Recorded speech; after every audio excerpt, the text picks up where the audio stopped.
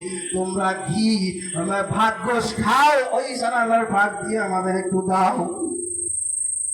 তোমরা যে খাচ্ছ তৃপ্তি সহকারে আমাদেরকে একটু দাও।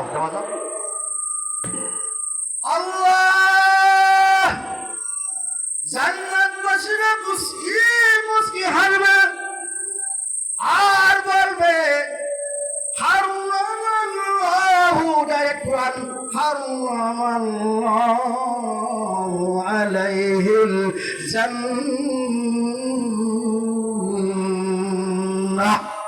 এই খাদ্য তোমাদের জন্য আল্লাহ হারাম করে দিয়েছেন। কি করেছেন?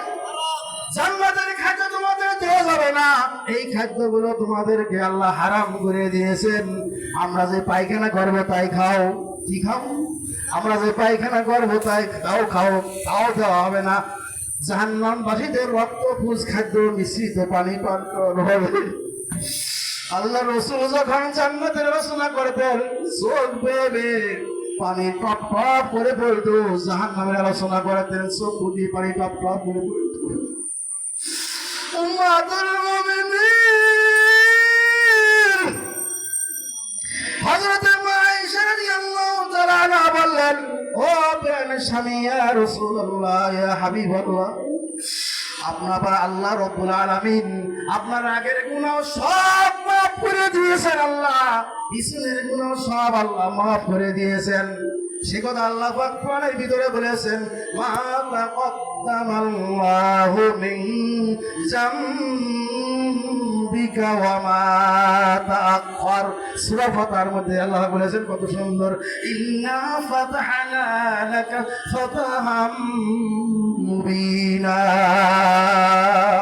আল্লাহর কোরআন জানলে কি মজা, কি বলেন, কি যে মজা লাগতেছে আমার। যত তেলাওয়াত, যত তাফসীর, তত মনের ভিতরে একটা কি বলেন, একটা আনন্দ, একটা আবেগ হয় ঈমানদারদের। জোরে বলেন সুবহানাল্লাহ। জোরে ভালো লাগতেছে না?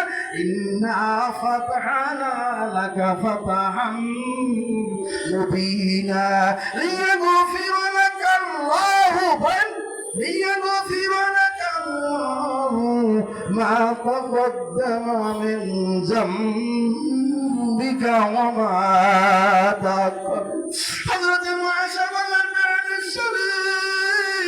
ইয়া রাসূলুল্লাহ, ইয়া হাবিবাল্লাহ, আপনি আল্লাহর জন্য এত কাঁদেন কেন? কোরআন তেলাওয়াত করেন কাঁদেন, নামাজ পড়েন কাঁদেন, রোজা রাখেন কাঁদেন, জিকির আজকার করেন কাঁদেন, দোয়া করেন কাঁদেন, রুকুতে যান কাঁদেন, সিজদায় পড়ে এত বেশি কাঁদেন কেন?